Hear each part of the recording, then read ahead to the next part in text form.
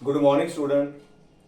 I think ਕਿ ਤੁਸੀਂ ਜਿਹੜਾ ਕੱਲ ਦਾ ਜਿਹੜਾ ਲੈਕਚਰ ਹੈ ਮੇਰਾ ਉਹ ਤੁਸੀਂ ਸਭ ਨੇ ਦੇਖ ਲਿਆ ਹੋਵੇਗਾ, ਜਿਹਦੇ ਵਿੱਚ ਅਸੀਂ ਜਿਹੜਾ ਹੈ ਰਿਜਿਡ ਬਾਡੀ ਦੀ ਇਕੁਇਲਿਬ੍ਰੀਅਮ ਦੀ ਫਸਟ ਕੰਡੀਸ਼ਨ ਨੂੰ ਆਪਾਂ ਡਿਸਕਸ ਕੀਤਾ ਕਿ ਰਿਜਿਡ ਬਾਡੀ ਜਿਹੜੀ ਹੈ ਇਕੁਇਲਿਬ੍ਰੀਅਮ 'ਚ ਤਾਂ ਰਹੇਗੀ ਜੇਕਰ ਉਹ ਦੋ ਕੰਡੀਸ਼ਨ ਸੈਟੀਸਫਾਈ ਕਰਦੀ ਹੈ।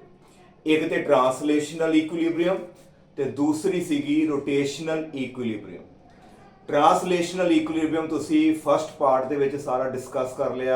आई थिंक तुसी चंगी तरह समझ लिया होगा। Now come back to the second condition of equilibrium of rigid body, that is rotational equilibrium. दोनों कंडीशन ही मैं सैटिस्फाई करांगा ता मेरी रिजिड बॉडी जिहड़ी है वो इक्विलिब्रियम च आएगी। Now what is rotational equilibrium? Now this is a definition, ਤੁਸੀਂ ਬੇਟਾ ਇਹਨੂੰ ਨੋਟ ਵੀ ਕਰ ਸਕਦੇ ਹੋ। A rigid body is said to be in rotational equilibrium।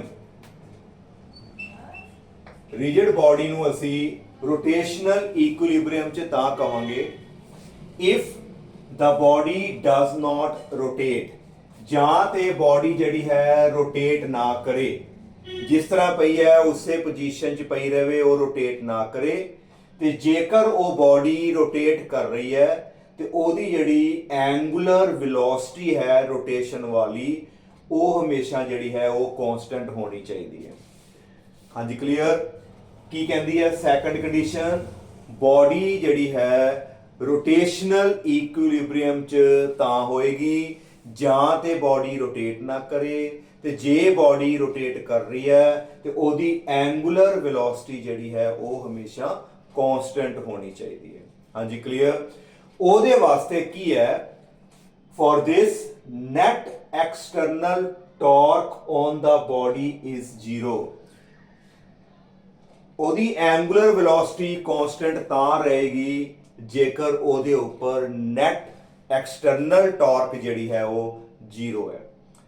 आओ इस जिहड़ा समझण दे लई असीं ये देखो बेटा कि थल्ले डायग्राम बनाई है। यह की डायग्राम है? फॉर एग्जांपल यह तुहाडे कोले देखो एक बीम बैलेंस है, एक रॉड ले ली है, ठीक है। इनू मैं जेकर अपनी फिंगर दे ऊपर देखो बेटा मैं खड़ा कर दें बिल्कुल सेंटर ते यह उहदा जिहड़ा सेंटर ऑफ मास है उहदे दुआले मैं इनू खड़ा कर लिया। हुण यह बॉडी जिहड़ी मेरी देखो रोटेट नहीं कर रही, it मीनस this body is in rotational equilibrium। ਹੁਣ ਇਹ ਬॉडी रोटेट क्यों नहीं कर रही? क्योंकि दोनों पासे ਜਿਹੜੀ ਟਾਰਕ ਲੱਗ ਰਹੀ ਹੈ ਰੋਟੇਸ਼ਨ ਵਾਲੀ ਉਹਦਾ ਜਿਹੜਾ ਨੈਟ ਸਮ ਹੈ ਉਹ ਸਾਡੇ ਕੋਲ ਕਿੰਨਾ ਆ ਰਿਹਾ ਹੈ? 0 ਆ ਰਿਹਾ। ਆ ਸਮਝੋ ਜਿਹੜੇ ਇਸ ਪਾਸੇ ਦੇਖੋ ਐਡੀ ਫੋਰਸ ਮੈਂ ਥੋੜੀ ਜੀ ਫੋਰਸ ਲਗਾਣਾ ਹੈ ਇਹ ਨੀਚੇ ਨੂੰ ਜਾਏਗਾ। ਇਹਦਾ ਮਤਲਬ ਜਿਹੜੀ ਇਸ ਪਾਸੇ ਜਿਹੜੀ ਫੋਰਸ ਲੱਗ ਰਹੀ ਹੈ ਉਹ ਬॉडी ਨੂੰ ਕਲੌਕਵਾਈਜ਼ ਮੂਵ ਕਰਾਉਣ ਦੀ ਕੋਸ਼ਿਸ਼ ਕਰ ਰਹੀ ਹੈ। ਦੇਖੋ बॉडी विल मूव ਕਲੌਕਵਾਈਜ਼, ਇਸ ਤਰ੍ਹਾਂ ਬॉडी ਨੇ ਮੂਵ ਕਰਨਾ ਹੈ। ਤੇ ਜਿਹੜੀ ਇਹ ਵਾਲੀ ਫੋਰਸ ਹੈ ਸਾਈਡ ਤੇ ਫੋਰਸ ਲਗਾਓਗੇ ਇਹ ਬॉडी ਨੂੰ ਜਿਹੜੀ ਹੈ ਐਂਟੀ ਕਲੌਕਵਾਈਜ਼ ਮੂਵ ਕਰੇਗੀ। ਜੇਕਰ ਕਲੌਕਵਾਈਜ਼ ਤੇ ਐਂਟੀ ਕਲੌਕਵਾਈਜ਼ ਜਿਹੜੀ ਟਾਰਕ ਹੈ ਜਿਹਨੂੰ ਮੂਵਮੈਂਟ ਆਫ ਫੋਰਸਿਸ ਵੀ ਬੋਲਦੇ ਆ, ਜੇ ਇਹ ਦੋਨੋਂ ਟਾਰਕ ਆਪਸ ਵਿੱਚ ਇਕੁਅਲ ਹੋਣਗੀਆਂ ਤਾਂ ਅਸੀਂ ਕਹਿ ਸਕਦੇ ਹਾਂ ਕਿ ਜਿਹੜੀ ਬॉडी ਜਿਹੜੀ ਹੈ ਰੋਟੇਸ਼ਨਲ ਇਕੁਇਲਿਬ੍ਰੀਅਮ 'ਚ ਹੈਗੀ ਹੈ। ਹਾਂਜੀ ਬੇਟਾ ਕਲੀਅਰ। ਆਓ ਦੇਖੋ ਇਹ ਤੁਹਾਡੀ ਹੋ ਗਈ ਬੀਮ ਬੈਲੈਂਸ, ਜਿੱਥੇ ਮੈਂ ਫਿੰਗਰ ਰੱਖੀ ਸੀ ਇਹਦੇ ਦੁਆਲੇ ਇਹ ਸਾਡੀ ਐਕਸਿਸ ਆਫ ਰੋਟੇਸ਼ਨ ਹੈ ਜਿਹਦੇ ਦੁਆਲੇ ਰੋਟੇਸ਼ਨ ਚੱਲਣੀ ਹੈ। Now this is my axis rotation ਜਿਹਨੂੰ ਲਿਖਿਆ ਫਲਕਰਮ ਜਿਹਦੇ ਉੱਪਰ ਹੈ ਬਿਲਕੁਲ ਬੈਲੈਂਸ ਹੋਈ ਪਈ ਹੈ। ਹਾਂਜੀ ਕਲੀਅਰ। ਇੱਕ ਸਾਈਡ ਤੋਂ ਇੱਕ ਸਾਈਡ ਹੈ ਮੰਨ ਲਓ ਸਾਡੀ A, ਇੱਕ ਸਾਈਡ ਹੈ ਸਾਡੀ B ਦੇ ਐਂਡ ਤੋਂ ਫੋਰਸ ਕਿੰਨੀ ਲੱਗ ਰਹੀ ਹੈ? ਦੇਖੋ ਨੀਚੇ ਨੂੰ F2। A ਤੋਂ ਕਿੰਨੀ ਫੋਰਸ ਲੱਗ ਰਹੀ ਹੈ? F1। ਹੁਣ ਜਿਹੜੀ ਫੋਰਸ F2 ਹੈ ਉਹ ਕੀ ਕਰੇਗੀ? ਬॉडी ਨੂੰ ਸਾਡੀ ਰਿਜਿਡ ਬॉडी ਨੂੰ ਰੋਟੇਟ ਕਰੇਗੀ। ਹਾਂਜੀ ਕਿੱਧਰ ਨੂੰ? ਕਲੌਕਵਾਈਜ਼। ਤੇ ਜਿਹੜੀ ਆਹ ਵਾਲੀ ਫੋਰਸ ਹੈ F1, it will try to rotate body in anticlockwise direction. ਤੇ ਜੇਕਰ ਇਹ ਬॉडी ਮੇਰੀ ਨਾ ਕਲੌਕਵਾਈਜ਼ ਮੂਵ ਕਰ ਰਹੀ ਹੈ ਬੇਟਾ ਨਾ ਐਂਟੀ ਕਲੌਕਵਾਈਜ਼ ਮੂਵ ਕਰ ਰਹੀ ਹੈ, ਇਟ ਮੀਨਸ ਜਿਹੜੀ ਕਲੌਕਵਾਈਜ਼ ਵਾਲੀ ਟਾਰਕ ਤੇ ਐਂਟੀ ਕਲੌਕਵਾਈਜ਼ ਵਾਲੀ ਜਿਹੜੀ ਟਾਰਕ ਹੈ ਉਹਦੀ ਵੈਲਿਊ ਜਿਹੜੀ ਹੈ ਉਹ ਇਕੁਅਲ ਹੈ ਤੇ ਨੈਟ ਜਿਹੜੀ ਟਾਰਕ ਆ ਰਹੀ ਹੈ ਬਾਡੀ ਉੱਪਰ ਉਹ ਕਿੰਨੀ ਆ ਰਹੀ ਹੈ ਸਾਡੀ ਹਾਂਜੀ 0 ਆ ਰਹੀ ਹੈ।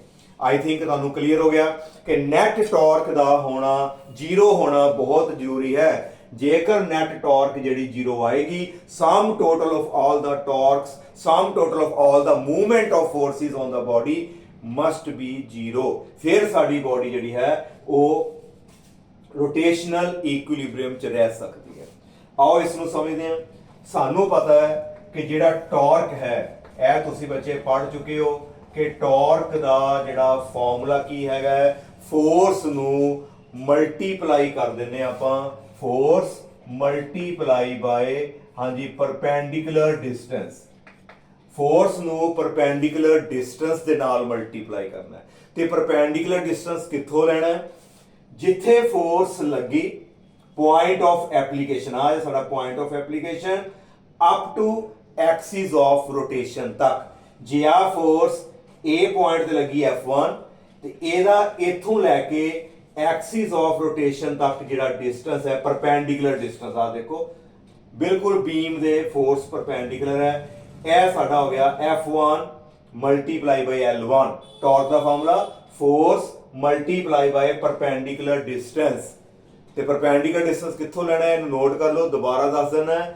ਪਰਪੈਂਡੀਕੂਲਰ ਡਿਸਟੈਂਸ ਜਿਹੜਾ ਹਮੇਸ਼ਾ ਲਈਦਾ ਹੈ ਪੁਆਇੰਟ ਆਫ ਐਪਲੀਕੇਸ਼ਨ ਤੋਂ ਲੈ ਕੇ ਐਕਸਿਸ ਆਫ ਰੋਟੇਸ਼ਨ ਜਿਹਦੇ ਦੁਆਲੇ ਬਾਡੀ ਮੂਵ ਕਰ ਰਹੀ ਹੈ ਉੱਥੋਂ ਤੱਕ ਅਸੀਂ ਉਹ ਡਿਸਟੈਂਸ ਲੈਣਾ ਹੁੰਦਾ ਹਾਂਜੀ ਕਲੀਅਰ ਸਿਮਿਲਰਲੀ ਇਹਦਾ ਮਤਲਬ ਇਹਦੀ ਇੰਨੇ ਹਿੱਸੇ ਦੀ ਟਾਰਕ ਕਿਹੜੀ ਆਏਗੀ ਇਹ ਵਾਲੀ ਟਾਰਕ ਜਿਹੜੀ ਆਏਗੀ ਤੇ ਹੁਣ ਮੈਂ ਬੇਟਾ ਉਤੋਂ ਰੱਬ ਕਰਨ ਲੱਗਾ ਆਈ ਥਿੰਕ ਕਿ ਤੁਸੀਂ ਇਹਨੂੰ ਨੋਟ ਕਰ ਲਿਆ ਜੇ ਨਹੀਂ ਵੀ ਨੋਟ ਕੀਤਾ ਤੁਸੀਂ ਜਿਹੜਾ ਲੈਕਚਰ ਨੂੰ ਪਿੱਛੇ ਰਿਵਰਸ ਕਰਕੇ ਤੁਸੀਂ ਦੇਖ ਸਕਦੇ ਹੋ ਇਹ ਡੈਫੀਨੇਸ਼ਨ ਨੋਟ ਕਰ ਲੈਣੀ ਹਾਂਜੀ ਬੋਲੋ ਇਹਦੀ ਟਾਰਕ ਕਿੰਨੀ ਆਏਗੀ net torque must be 0 now torque ਜਿਹਨੂੰ ਅਸੀਂ ਬੋਲਦੇ ਆ ਮੂਵਮੈਂਟ ਆਫ ਫੋਰਸ ਹਾਂਜੀ ਕਿੰਨੀ ਆਏਗੀ F1 ਮਲਟੀਪਲਾਈ ਬਾਈ ਪਰਪੈਂਡੀਕੂਲਰ ਡਿਸਟੈਂਸ ਕਿਹੜਾ ਹੋ ਗਿਆ ਸਾਡੇ ਕੋਲ L1 F1 ਮਲਟੀਪਲਾਈ ਬਾਈ L1 force into perpendicular distance ਇੱਕ ਆ ਹੋ ਗਈ ਇਧਰੋਂ ਵੀ ਸਾਡੀ ਟਾਰਕ ਲੱਗ ਰਹੀ ਹੈ ਜਿਹਨੂੰ ਮੂਵਮੈਂਟ ਆਫ ਫੋਰਸ ਬੋਲਦੇ ਆ ਸਾਡੇ ਕੋਲ ਕੀ ਆਏਗੀ F2 ਮਲਟੀਪਲਾਈ ਬਾਈ perpendicular distance ਕਿੰਨਾ ਪਾਉਂਦਾ ਇਹਦਾ ਸਾਡੇ ਕੋਲ L2 it must be equal to ਸਾਡੀ ਕਿੰਨੀ ਹੋਣੀ ਚਾਹੀਦੀ ਹੈ ਇਹ 0 ਹੋਣੀ ਚਾਹੀਦੀ ਹੈ। ਹੁਣ ਤੁਸੀਂ ਪੁੱਛੋਗੇ ਕਿ ਇੱਕ ਆ ਮੂਵਮੈਂਟ ਆਫ ਫੋਰਸ ਵਿੱਚ ਅਸੀਂ ਮਾਈਨਸ ਕਿਉਂ ਪਾਇਆ ਜਿਹੜੀ ਟਾਰਕ ਕਰਕੇ ਐਂਟੀ ਕਲੌਕਵਾਈਜ਼ ਰੋਟੇਸ਼ਨ ਹੋਵੇ ਐਂਟੀ ਕਲੌਕਵਾਈਜ਼ ਜਿਹੜੀ ਆ ਟਾਰਕ ਹੈ ਇਹ ਬਾਡੀ ਨੂੰ ਐਂਟੀ ਕਲੌਕਵਾਈਜ਼ ਰੋਟੇਟ ਕਰੇਗੀ ਲਾਈਕ ਦਿਸ ਹੁਣ ਇਹ ਜਿਹੜੀ ਐਂਟੀ ਕਲੌਕਵਾਈਜ਼ ਹੈ ਉਹਦੇ ਅਸੀਂ ਮੰਨ ਕੇ ਚੱਲਦੇ ਹਾਂ ਕਿ ਟਾਰਕ ਦਾ ਸਾਈਨ ਜਿਹੜਾ ਹੈ ਉਹ ਪੋਜ਼ਿਟਿਵ ਹੈ ਤੇ ਜਿਹੜੀ ਕਲੌਕਵਾਈਜ਼ ਜਿਹੜੀ ਰੋਟੇਸ਼ਨ ਹੋਏਗੀ ਠੀਕ ਹੈ ਉਹਦੇ ਵਾਸਤੇ ਅਸੀਂ ਜਿਹੜਾ ਚੱਲਦੇ ਹਾਂ ਨੈਗੇਟਿਵ ਸਾਈਨ ਲੈ ਕੇ ਚੱਲਦੇ ਹਾਂ ਹਾਂਜੀ ਕਲੀਅਰ ਦੋਨੋਂ ਡਾਇਰੈਕਸ਼ਨ ਆਪੋਜ਼ਿਟ ਨੇ ਇੱਕ ਕਲੌਕਵਾਈਜ਼ ਰੋਟੇਸ਼ਨ ਕਰਦੀ ਹੈ ਇੱਕ ਐਂਟੀ ਕਲੌਕਵਾਈਜ਼ ਰੋਟੇਸ਼ਨ ਕਰਦੀ ਹੈ ਐਂਟੀ ਕਲੌਕਵਾਈਜ਼ ਟਾਰਕ ਨੂੰ ਅਸੀਂ ਪੋਜ਼ਿਟਿਵ ਮੰਨ ਕੇ ਚੱਲਾਂਗੇ ਤੇ ਜਿਹੜੀ ਕਲੌਕਵਾਈਜ਼ ਟਾਰਕ ਹੈ ਉਹਦੇ ਵਾਸਤੇ ਅਸੀਂ ਜਿਹੜਾ ਸਾਈਨ ਕਿਹੜਾ ਪਾਇਆ ਮਾਈਨਸ ਦਾ ਸਾਈਨ ਪਾਇਆ ਔਰ ਅਸੀਂ ਕੀ ਪੁੱਟ ਕਰ ਦਿੰਦੇ ਆ ਹਾਂਜੀ ਪੁੱਟ ਜਿਹੜੀ ਪਹਿਲੀ ਟਾਰਕ ਹੈ ਇਹਦਾ ਨਾਮ ਅਸੀਂ ਬੋਲ ਦਿੱਤਾ τ1 ਠੀਕ ਹੋ ਗਿਆ ਕਲੀਅਰ ਇਹਨੂੰ ਅਸੀਂ ਪਲੱਸ ਚ ਰੱਖਿਆ ਦੂਸਰੀ ਜਿਹੜੀ ਟਾਰਕ ਹੈ F2L2 ਇਹਨੂੰ ਅਸੀਂ ਬੋਲਦੇ ਆ -τ2 ਕਿਉਂਕਿ ਇਹ ਕਲੌਕਵਾਈਜ਼ ਟਾਰਕ ਹੈ ਉਹਨੂੰ ਅਸੀਂ -τ2 ਬੋਲਤਾ ਇਹ ਇਕੁਏਸ਼ਨ ਕੀ ਬਣ ਜਾਏਗੀ therefore above equation will become ਇਹ ਕੀ ਬਣ ਜਾਏਗੀ ਇੱਥੇ ਕਿੰਨਾ ਆ ਜਾਏਗਾ ਸਾਡੇ ਕੋਲ therefore we get τ1 ਇਹ ਸਾਡਾ τ1 ਬਣ ਗਿਆ ਦੇਖੋ ਤੇ ਮਾਈਨਸ ਸੀਗਾ ਇਹ ਮਾਈਨਸ ਇਹਨੂੰ ਅਸੀਂ ਕੀ ਪੁੱਟ ਕਰਾਂਗੇ ਆ ਤੇ ਮਾਈਨਸ ਹੈ ਤੇ ਇਹਨੂੰ ਅਸੀਂ ਕੀ ਪੁੱਟ ਕਰਾਂਗੇ ਹਾਂਜੀ -τ2 ਇਕੁਅਲ ਟੂ ਕਿੰਨਾ ਹੋ ਗਿਆ ਸਾਡੇ ਕੋਲ 0 ਔਰ τ1 +τ2 equal to 0 that is vector sum of all the torque ਜਿਹੜੀ ਹੈ movement of force ਜਿਹੜੀ ਹੈ total ਉਹ ਸਾਡੀ ਕਿੰਨੀ ਆਈ ਹੈ 0 ਆ ਗਈ ਆਈ ਥਿੰਕ ਇਹ ਤੁਹਾਨੂੰ ਕਲੀਅਰ ਹੋ ਗਿਆ ਕਿ ਬੋਡੀ ਰੋਟੇਸ਼ਨ ਇਕੁਇਲਿਬ੍ਰੀਅਮ 'ਚ ਤਾਂ ਰਹੇਗੀ ਜੇਕਰ ਨੈਟ ਟਾਰਕ ਜਿਹੜੀ ਹੈ that is vector sum of all the movement of forces on the body must be 0 anti clockwise ਵਾਲੀ ਟਾਰਕ ਤੇ ਕਲੌਕਵਾਈਜ਼ ਵਾਲੀ ਜਿਹੜੀ ਟਾਰਕ ਹੈ ਉਹ ਦੋਨੋਂ ਆਪਸ ਵਿੱਚ ਇਕੁਅਲ ਹੋਣੀਆਂ ਚਾਹੀਦੀਆਂ ਨੇ। ਮੈਂ ਹੁਣ ਇਸ ਟਾਈਮ ਤੇ ਡਾਇਗਰਾਮ ਨੂੰ ਰੱਬ ਕਰਨ ਲੱਗਾ, ਜੇ ਲੋੜ ਪਈ ਤੇ ਮੈਂ ਡਾਇਗਰਾਮ ਜਿਹੜੀ ਹੈ ਮੈਂ ਉਹ ਦੁਬਾਰਾ ਬਣਾਵਾਂਗਾ। ਸਾਡੇ ਕੋਲ ਨੈਟ ਟਾਰਕ ਜਿਹੜੀ ਹੈ ਸਾਡੀ ਜਿਹੜੀ ਆ ਗਈ ਹੈ 0, ਬਟ ਨਿਊਟਨ ਦਾ second law of rotation according to, ਇਹ ਤੁਸੀਂ ਪੜ੍ਹ ਚੁੱਕੇ ਹੋ, ਨਿਊਟਨ, ਹਾਂਜੀ ਕਿਹੜਾ ਲਾਅ ਸੀ ਸਾਡਾ, ਸੈਕੰਡ ਲਾਅ, ਕਾਦੇ ਵਿੱਚ, ਰੋਟੇਸ਼ਨ ਦੇ according torque is equal to dl/dt। ਬੇਟਾ ਸੇਮ ਫਾਰਮੂਲਾ ਹੈ, F is equal to dp by dt। Translation motion ਦੇ ਵਿੱਚ ਫੋਰਸ ਲੱਗਦੀ ਹੈ, the rate of change of linear momentum is directly proportional to force। Similarly rate of change of angular momentum is directly proportional to torque ਆਉਂਦਾ ਹੈ। ਹਾਂਜੀ same formula rotation the, but torque ਕਿੰਨੀ ਲੱਗੀ ਹੈ ਸਾਡੇ ਕੋਲ ਆ ਗਈ 0 equal to dl/dt। this imply ਜੇਕਰ dl/dt 0 ਹੈ, ਕੱਲ ਵੀ ਦੱਸਿਆ, ਇਹਦਾ ਮਤਲਬ ਜਿਹੜਾ ਸਾਡਾ L ਹੈ ਉਹ ਸਾਡੇ ਕੋਲ ਕੀ ਆਏਗਾ, ਹਾਂਜੀ ਕਾਂਸਟੈਂਟ ਆਏਗਾ। ਇਟ ਮੀਨਸ ਜਦੋਂ ਵੀ ਰੋਟੇਸ਼ਨ ਇਕੁਇਲਿਬ੍ਰੀਅਮ ਹੋਏਗਾ ਉਦੋਂ ਸਾਡਾ ਐਂਗੂਲਰ ਮੋਮੈਂਟਮ ਜਿਹੜਾ ਹੈ ਉਹ ਕਾਂਸਟੈਂਟ ਹੋਏਗਾ। Equilibrium of rotation means torque 0 means angular momentum ਜਿਹੜਾ ਹੈ ਇਟ ਵਿਲ ਰਿਮੇਨ ਕਾਂਸਟੈਂਟ, ਉਹ ਸਾਡਾ ਜਿਹੜਾ ਹੈ ਉਹ ਕਾਂਸਟੈਂਟ ਰਹੇਗਾ। ਇਸ ਤੋਂ ਬਾਅਦ ਇੱਕ ਅਸੀਂ ਫਾਰਮੂਲਾ ਹੋਰ ਪੜਿਆ ਕਿ torque is equal to I alpha. ਇਹ ਵੀ ਅਸੀਂ ਫਾਰਮੂਲਾ ਪੜਿਆ, torque equal to I alpha. I is the movement of inertia and alpha is the angular acceleration। ਤੇ ਜੇਕਰ ਸਾਡਾ ਇਕੁਇਲਿਬ੍ਰੀਅਮ ਚੱਲ ਰਿਹਾ ਹੈ ਤੇ ਟਾਰਕ ਕਿੰਨੀ ਆਏਗੀ 0। ਤੇ ਜੇ ਟਾਰਕ 0 ਹੈ ਤੇ ਇਹਦਾ ਮਤਲਬ I ਅਲਫਾ 0।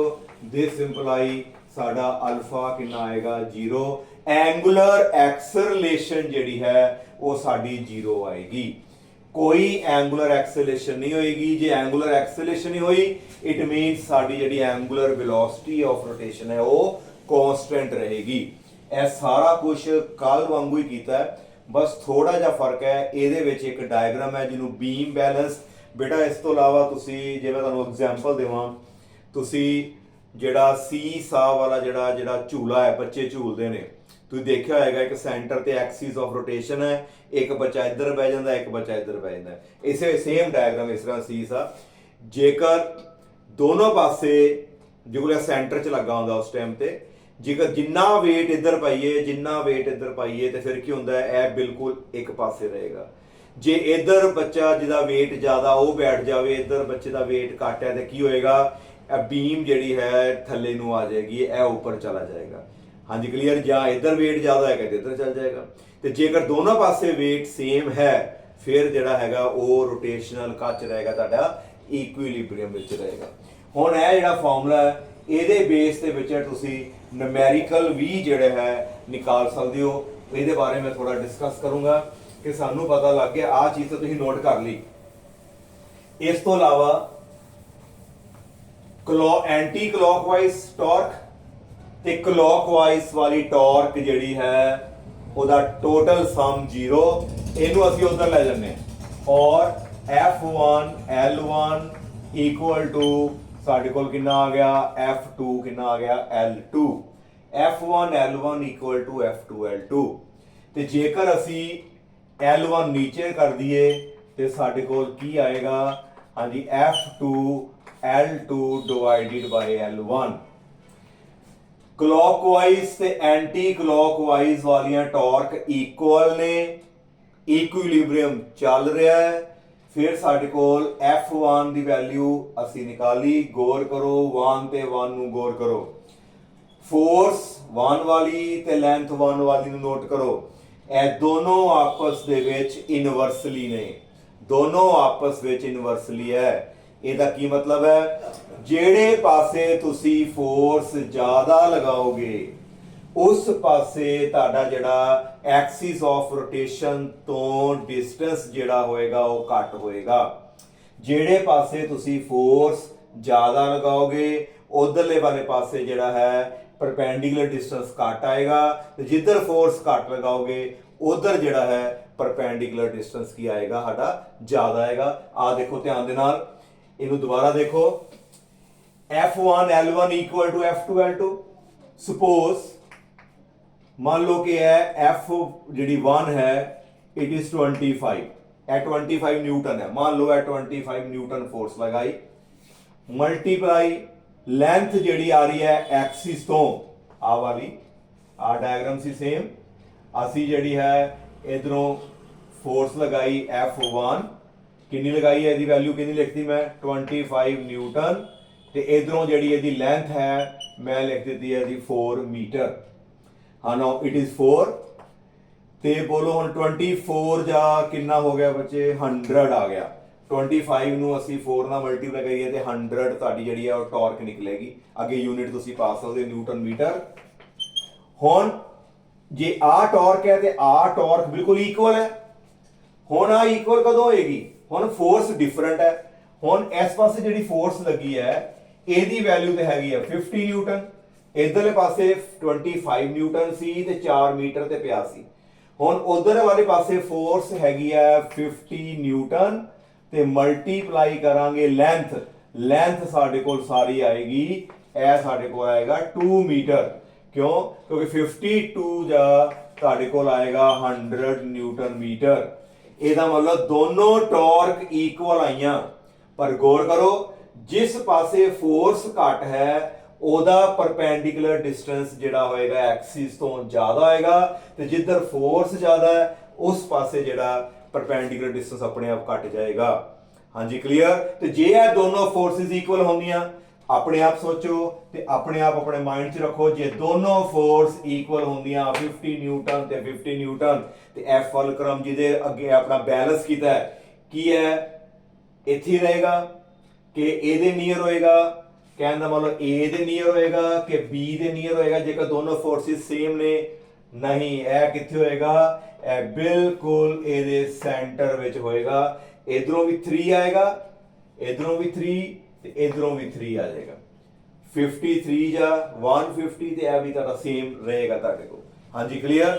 ਕਹਿਣ ਦਾ ਮਤਲਬ ਕਿ ਜੇਕਰ ਤੁਸੀਂ ਨੂਮੈਰੀਕਲ ਕਰ ਰਹੇ ਹੋ ਇਕੁਇਲਿਬਰੀਅਮ ਆਫ ਰੋਟੇਸ਼ਨ ਦਾ, ਤੇ ਧਿਆਨ ਰੱਖਣਾ ਹੈ ਐਂਟੀ ਕਲੌਕਵਾਈਜ਼ ਵਾਲੀ ਤੇ ਕਲੌਕਵਾਈਜ਼ ਵਾਲੀ ਟਾਰਕ ਨੂੰ ਇਕੁਅਲ ਕਰ ਦੇਣਾ ਹੈ। ਇਹਨਾਂ ਚਾਰਾਂ ਵਿੱਚੋਂ ਜਿਹੜੀ ਚੀਜ਼ ਤੁਹਾਨੂੰ ਲੱਭਣੀ ਹੈ ਉਹ ਤੁਸੀਂ ਲੱਭ ਸਕਦੇ ਹੋ, ਫਾਈਂਡ ਆਊਟ ਕਰ ਸਕਦੇ ਹੋ।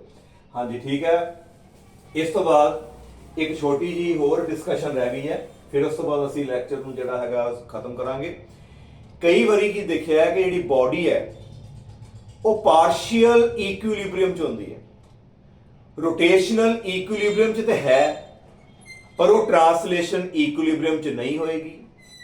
ਤੇ ਜੇ ਉਹ ਟਰਾਂਸਲੇਸ਼ਨਲ ਇਕੁਇਲਿਬਰੀਅਮ 'ਚ ਹੈ ਤੇ ਉਹ ਰੋਟੇਸ਼ਨਲ ਇਕੁਇਲਿਬਰੀਅਮ 'ਚ ਨਹੀਂ ਹੁੰਦੀ।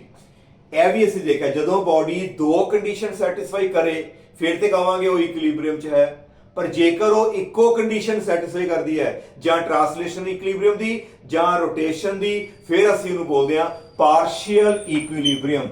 ਉਹਨੂੰ ਅਸੀਂ ਕੀ ਬੋਲਦੇ ਹਾਂ, ਪਾਰਸ਼ੀਅਲ ਇਕੁਇਲਿਬਰੀਅਮ। ਇਹਦੇ ਵਿੱਚ ਇੱਕੋ ਇਕੁਇਲਿਬਰੀਅਮ ਚੱਲੇਗਾ, ਦੂਸਰਾ ਇਕੁਇਲਿਬਰੀਅਮ ਜਿਹੜਾ ਹੈ ਉਹ ਸੈਟੀਸਫਾਈ ਨਹੀਂ ਹੋਏਗਾ। ਆਓ ਇਸ ਨੂੰ ਅਸੀਂ ਡਿਸਕਸ ਕਰੀਏ। ਆ ਤੁਹਾਡਾ ਹੋ ਗਿਆ ਬੀਮ ਬੈਲੈਂਸ। ਦੁਬਾਰਾ ਦੇਖੋ ਇਸ ਬੀਮ ਬੈਲੈਂਸ ਵਿੱਚ ਕੀ ਕੀਤਾ ਹੈ, ਇਹ ਤੁਹਾਡੇ ਕੋਲ ਦੇਖੋ ਧਿਆਨ ਨਾਲ, ਇਹਦੇ ਇਸ ਪੁਆਇੰਟ ਦੇ ਉੱਪਰ ਹੈ ਬਿਲਕੁਲ ਰੈਸਟ ਵਿੱਚ ਪਿਆ, ਇਥੋਂ ਫੋਰਸ ਲੱਗ ਰਹੀ ਹੈ F1, ਇਧਰ ਲੈਂਥ ਹੈਗੀ ਹੈ ਸਾਡੀ L1, ਇਧਰੋਂ ਫੋਰਸ ਲੱਗ ਰਹੀ ਹੈ ਸਾਡੇ ਕੋਲ F2 ਤੇ ਲੈਂਥ ਹੈਗੀ ਆ L2। ਇਹ ਹੁਣੇ ਡਾਇਗਰਾਮ ਦੇਖੋ ਅਸੀਂ ਬਣਾਈ ਸੀ, ਆ ਸਾਡਾ ਜਿਹੜਾ ਹੈਗਾ ਬੀਮ ਹੈ। ਹਾਂਜੀ ਠੀਕ ਹੋ ਗਿਆ। ਹੁਣ ਗੌਰ ਕਰੋ ਇਹ ਬਾਡੀ ਜਿਹੜੀ ਹੈ ਸਾਡੀ ਰੋਟੇਟ ਨਹੀਂ ਕਰ ਰਹੀ, ਜਿਸ ਤਰ੍ਹਾਂ ਮੈਂ ਹੁਣੇ ਤੁਹਾਨੂੰ ਡਾਇਗਰਾਮ ਦਿਖਾਈ ਸੀ, ਇਹ ਬਿਲਕੁਲ ਰੈਸਟ ਵਿੱਚ ਪਿਆ। ਇਹਦਾ ਮਤਲਬ ਐਂਟੀ ਕਲੌਕਵਾਈਜ਼ ਵਾਲੀ ਟਾਰਕ ਤੇ ਕਲੌਕਵਾਈਜ਼ ਵਾਲੀ ਟਾਰਕ ਜਿਹੜੀ ਹੈ ਉਹ ਆਪਸ ਵਿੱਚ ਇਕੁਅਲ ਹੈ। ਇਟ ਮੀਨਸ ਬਾਡੀ ਮੇਰੀ ਰੋਟੇਸ਼ਨਲ ਇਕੁਇਲਿਬਰੀਅਮ 'ਚ ਹੈ, ਇਹ ਰੋਟੇਸ਼ਨਲ ਇਕੁਇਲਿਬਰੀਅਮ 'ਚ ਹੈ। ਐਂਟੀ ਕਲੌਕਵਾਈਜ਼ ਵਾਲੀ ਤੇ ਕਲੌਕਵਾਈਜ਼ ਵਾਲੀ ਜਿਹੜੀ ਹੈ torque movement of forces equal ਨੇ। ਪਰ ਗੌਰ ਕਰੋ ਦੋਨੋਂ ਫੋਰਸਿਸ ਦੀ ਡਾਇਰੈਕਸ਼ਨ ਦੇਖੋ, ਦੋਨੋਂ ਫੋਰਸਿਸ ਡਾਊਨਵਰਡ ਨੇ, ਤੇ ਜੇ ਦੋਨੋਂ ਫੋਰਸਿਸ ਸੇਮ ਡਾਇਰੈਕਸ਼ਨ ਨੇ ਤੇ ਸਾਡੇ ਕੋਲ ਜੇ ਅਸੀਂ ਨੈਟ ਫੋਰਸ ਦੀ ਗੱਲ ਕਰੀਏ ਤੇ ਨੈਟ ਫੋਰਸ ਕਿੰਨੀ ਆਏਗੀ, ਸਾਡੇ ਕੋਲ 2F ਆਏਗੀ। Net force will be equal to 2F। ਕਿਉਂਕਿ ਜਦੋਂ ਸੇਮ ਡਾਇਰੈਕਸ਼ਨ 'ਚ ਫੋਰਸਿਸ ਹੋਣ ਅਸੀਂ ਉਹਨੂੰ ਐਡ ਕਰਦੇ ਆ ਤੇ ਆਪੋਜ਼ਿਟ ਡਾਇਰੈਕਸ਼ਨ 'ਚ ਹੋਣ ਅਸੀਂ ਉਹਨੂੰ ਜਿਹੜਾ ਮਾਈਨਸ ਕਰੀਦਾ। ਇਹ ਤੁਸੀਂ ਵੈਕਟਰ ਬਾਰੇ ਪੜ੍ਹੇ ਹੋਇਆ, ਸੇਮ ਡਾਇਰੈਕਸ਼ਨ 'ਚ ਵੈਕਟਰ ਹੋਣ ਅਸੀਂ ਐਡ ਕਰਾਂਗੇ, ਜੇ ਆਪੋਜ਼ਿਟ ਡਾਇਰੈਕਸ਼ਨ 'ਚ ਹੋਣ ਤੇ ਵੱਡੀ ਫੋਰਸ ਤੇ ਛੋਟੀ ਫੋਰਸ ਨੂੰ ਅਸੀਂ ਕੀ ਕਰ ਦਾਂਗੇ, ਮਾਈਨਸ ਕਰ ਦਾਂਗੇ। ਹਾਂਜੀ, ਸਾਡੇ ਕੋਲ ਪਹਿਲੀ ਫੋਰਸ F1, ਦੂਜੀ ਫੋਰਸ ਕਿਹੜੀ ਹੈ ਇੱਥੇ ਆਪਾਂ ਜੇ F ਲੈ ਲਈਏ ਸੇਮ, ਇੱਧਰ ਵੀ ਫੋਰਸ ਕਿਹੜੀ ਲੈ ਲਈ ਹੈ F, ਇੱਧਰ ਵੀ ਫੋਰਸ ਲੈ ਲਈ ਅਸੀਂ F, ਤੇ ਮੰਨ ਲਓ ਇਹ ਸਾਡੇ ਕੋਲ ਜਿਹੜਾ ਹੈ ਸੈਂਟਰ ਦੇ ਵਿੱਚ ਹੈਗਾ। Suppose this is L, again this is equal to L। ਹੁਣ ਕੀ ਹੈ, ਦੋਨੋਂ ਪਾਸੇ ਫੋਰਸਿਸ ਸੇਮ, ਬਿਲਕੁਲ ਸੈਂਟਰ 'ਚ ਪਿਆ ਸਾਡੇ ਕੋਲ, ਇਹ ਰੋਟੇਸ਼ਨਲ ਇਕੁਇਲਿਬ੍ਰੀਅਮ 'ਚ ਤੇ ਹੋ ਗਿਆ, ਪਰ ਸਾਡੀ ਦੇਖੋ ਨੈਟ ਫੋਰਸ ਕਿੰਨੀ ਆਈ, net force is equal to F plus F2F which is not equal to 0। ਸਾਡੀ ਜਿਹੜੀ ਹੈ net force 0 ਨਹੀਂ ਆਈ। ਜੇ net force 0 ਨਹੀਂ ਆਈ ਤੇ ਇਹਦਾ ਮਤਲਬ ਸਾਡੀ ਪਹਿਲੀ ਕੰਡੀਸ਼ਨ ਸੈਟੀਸਫਾਈ ਨਹੀਂ ਹੋਈ, ਕਿਉਂਕਿ ਪਹਿਲੀ ਕੰਡੀਸ਼ਨ ਕਿਹੜੀ ਹੈ, ਟ੍ਰਾਂਸਲੇਸ਼ਨ ਇਕੁਇਲਿਬ੍ਰੀਅਮ ਦੀ, ਕਿ ਟ੍ਰਾਂਸਲੇਸ਼ਨ ਇਕੁਇਲਿਬ੍ਰੀਅਮ ਵਿੱਚ ਬਾਡੀ ਤਾਂ ਹੁੰਦੀ ਹੈ ਜੇਕਰ ਉਹਦੇ ਉੱਪਰ net force sum total of all the forces vector sum ਸਾਰਾ ਉਹ ਕਿੰਨਾ ਹੋਣਾ ਚਾਹੀਦਾ, 0। ਪਰ ਇੱਥੇ ਨੈਟ ਫੋਰਸ ਸਾਡੀ 0 ਨਹੀਂ ਆਈ, ਇਹਦਾ ਮਤਲਬ ਟ੍ਰਾਂਸਲੇਸ਼ਨ ਇਕੁਇਲਿਬ੍ਰੀਅਮ 'ਚ ਨਹੀਂ ਹੈਗਾ। ਇਹ ਬਾਡੀ ਸਾਡੀ ਕੱਚ ਹੈਗੀ ਹੈ, ਰੋਟੇਸ਼ਨਲ ਇਕੁਇਲਿਬ੍ਰੀਅਮ ਵਿੱਚ ਹੈਗੀ ਹੈ, ਇਟ ਇਜ਼ ਅ ਪਾਰਸ਼ੀਅਲ ਇਕੁਇਲਿਬ੍ਰੀਅਮ। ਤੇ ਦੂਸਰੀ ਡਾਇਗਰਾਮ ਇੱਧਰ ਦੇਖੋ, ਫਿਰ ਦੁਬਾਰਾ ਅਸੀਂ ਬਣਾਉਂਦੇ ਆ, ਇਹ ਬੀਮ ਹੋ ਗਿਆ, ਇਹ ਬਿਲਕੁਲ ਸਾਡਾ ਜਿਹੜਾ ਸੈਂਟਰ ਦੇ ਉੱਤੇ ਫਲਕਰਮ, ਇੱਕ ਫੋਰਸ ਅਸੀਂ ਨੀਚੇ ਲਗਾਈ ਹੈ F, ਇਧਰੋਂ ਫੋਰਸ ਜਿਹੜੀ ਹੈ ਉਹ ਫੋਰਸ ਅਸੀਂ ਉੱਪਰ ਨੂੰ ਲਗਾ ਦਿੱਤੀ, ਬਿਲਕੁਲ ਆਪੋਜ਼ਿਟ ਡਾਇਰੈਕਸ਼ਨ 'ਚ F, this is L distance, again this is L distance।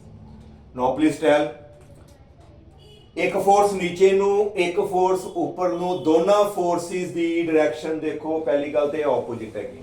ਜੇ ਦੋਨੋਂ ਫੋਰਸਿਸ ਜਿਹੜੀਆਂ ਨੇ ਉਹ ਆਪਸ ਵਿੱਚ ਆਪੋਜ਼ਿਟ ਨੇ ਤੇ ਇਹਦਾ ਮਤਲਬ ਕੀ ਹੋਇਆ, ਜੇ ਦੋਨੋਂ ਫੋਰਸਿਸ ਆਪੋਜ਼ਿਟ ਡਾਇਰੈਕਸ਼ਨ 'ਚ ਨੇ ਇਟ ਮੀਨਸ ਸਾਡਾ ਜਿਹੜੀ ਨੈਟ ਫੋਰਸ ਹੈ ਉਹ ਸਾਡੀ ਕਿੰਨੀ ਆਏਗੀ, ਹਾਂਜੀ 0 ਆਈ। Net force is equal to F minus F equal to 0। ਤੇ ਜਦੋਂ ਨੈਟ ਫੋਰਸ 0 ਹੋਏ ਅਸੀਂ ਕਹਾਂਗੇ ਇਹ ਟ੍ਰਾਂਸਲੇਸ਼ਨਲ ਇਕੁਇਲਿਬ੍ਰੀਅਮ ਵਿੱਚ ਹੈਗੀ ਹੈ। ਪਰ ਗੌਰ ਕਰੋ, ਇਹ ਫੋਰਸ ਉੱਪਰ ਨੂੰ ਹੈ, ਨੀਚੇ ਨੂੰ, ਹੁਣ ਇਹ ਕਿਸ ਡਾਇਰੈਕਸ਼ਨ 'ਚ ਟਾਰਕ ਦੇਗੀ, ਆ ਦੇਖੋ ਰੋਟੇਸ਼ਨ ਕਿਸ ਡਾਇਰੈਕਸ਼ਨ 'ਚ ਕਰੇਗੀ। ਜੇ ਇਸ ਫੋਰਸ ਦੀ ਗੱਲ ਕਰੀਏ, ਇਹ ਰੋਟੇਸ਼ਨ ਕਰੇਗੀ ਕਲੌਕਵਾਈਜ਼ ਡਾਇਰੈਕਸ਼ਨ, ਆ ਦੇਖੋ ਸੌਰੀ ਐਂਟੀ ਕਲੌਕਵਾਈਜ਼ ਡਾਇਰੈਕਸ਼ਨ ਦੇ ਵਿੱਚ ਇਹ ਰੋਟੇਸ਼ਨ ਪੈਦਾ ਕਰੇਗੀ। ਹੁਣ ਇਹਨੂੰ ਗੌਰ ਕਰੋ, ਇਹ ਵੀ ਜਿਹੜੀ ਹੈ ਬਾਡੀ ਨੂੰ ਕਿੱਧਰ ਮੂਵ ਕਰੇਗੀ, ਆ ਦੁਬਾਰਾ ਦੇਖੋ ਐਂਟੀ ਕਲੌਕਵਾਈਜ਼, ਇਹ ਵੀ ਐਂਟੀ ਕਲੌਕਵਾਈਜ਼ ਮੂਵ ਕਰਾਏਗੀ, ਇਹ ਫੋਰਸ ਉੱਪਰ ਨੂੰ ਲੱਗ ਗਈ, it will also produce anti-clockwise। ਇਹ ਤੇ ਦੋਨੋਂ ਟਾਰਕ ਐਂਟੀ ਕਲੌਕਵਾਈਜ਼ ਹੋ ਗਈਆਂ ਤੇ ਇਹ ਆਪਸ ਵਿੱਚ ਤੇ ਫਿਰ ਕੈਨਸਲ ਹੀ ਨਹੀਂ ਕਰਨਗੀਆਂ। ਇਹਦੇ ਕਰਕੇ ਕੀ ਹੋਏਗਾ, ਸਾਡੀ ਜਿਹੜੀ ਬਾਡੀ ਹੈ ਉਹ ਰੋਟੇਟ ਕਰ ਜਾਏਗੀ, ਜਿਹਦੇ ਕਰਕੇ ਅਸੀਂ ਬੋਲਾਂਗੇ ਕਿ ਇਹ ਬਾਡੀ ਰੋਟੇਸ਼ਨਲ ਇਕੁਇਲਿਬ੍ਰੀਅਮ ਵਿੱਚ ਨਹੀਂ ਹੈ। ਨੈਟ ਫੋਰਸ 0 ਆ ਰਹੀ ਹੈ ਆਪੋਜ਼ਿਟ ਡਾਇਰੈਕਸ਼ਨ ਕਰਕੇ, ਪਰ ਟਾਰਕ ਦੀ ਡਾਇਰੈਕਸ਼ਨ ਧਿਆਨ ਨਾਲ ਦੇਖੋ, ਦੋਨੋਂ ਟਾਰਕ ਐਂਟੀ ਕਲੌਕਵਾਈਜ਼ ਹੀ ਪ੍ਰੋਡਿਊਸ ਹੋ ਰਹੀਆਂ। ਇੱਧਰ ਦੇਖ ਲਓ ਦੁਬਾਰਾ, ਜੇ ਆ ਟਾਰਕ ਦੀ ਗੱਲ ਕਰੀਏ ਇਹ ਨੀਚੇ ਨੂੰ ਐਂਟੀ ਕਲੌਕਵਾਈਜ਼, ਜੇ ਇਧਰੋਂ ਮੈਂ ਤਾਂ ਨੂੰ ਲਗਾਵਾਂ ਅਗੇਨ ਜਿਸ ਤਰ੍ਹਾਂ ਆ ਉੱਪਰ ਹੈ ਇਹ ਵੀ ਉੱਪਰ ਨੂੰ ਹੀ ਕਰੇਗੀ, ਦੋਨੋਂ ਦੀ ਡਾਇਰੈਕਸ਼ਨ ਸੇਮ ਹੈ। ਬਾਡੀ ਜਿਹੜੀ ਹੈ ਸਾਡੀ ਰੋਟੇਸ਼ਨਲ ਇਕੁਇਲਿਬ੍ਰੀਅਮ ਦੇ ਵਿੱਚ ਨਹੀਂ ਹੈ। ਆਈ ਥਿੰਕ ਕਿ ਤੁਹਾਨੂੰ ਅੱਜ ਦਾ ਲੈਕਚਰ ਜਿਹੜਾ ਇਸ ਤੱਕ ਕਲੀਅਰ ਹੋ ਗਿਆ। ਤੇ ਪਹਿਲੇ ਪਾਰਟ ਨੂੰ ਵੀ ਕਰੋ, ਦੂਸਰਾ ਪਾਰਟ ਵੀ ਕਰੋ। ਤੇ ਬੇਟਾ ਜੇ ਤੁਹਾਨੂੰ ਜਿਹੜਾ ਮੇਰਾ ਲੈਕਚਰ ਪਸੰਦ ਆਉਂਦਾ ਹੈ ਤੇ ਚੈਨਲ ਨੂੰ ਸਬਸਕ੍ਰਾਈਬ ਕਰੋ, ਪਲੱਸ ਵੀਡੀਓ ਨੂੰ ਲਾਈਕ ਜ਼ਰੂਰ ਕਰਿਆ ਕਰੋ, ਹੋਰ ਬੱਚਿਆਂ ਤੱਕ ਵੀ ਇਹਨੂੰ ਪਹੁੰਚਾਉਣਾ ਹੈ। Thank you.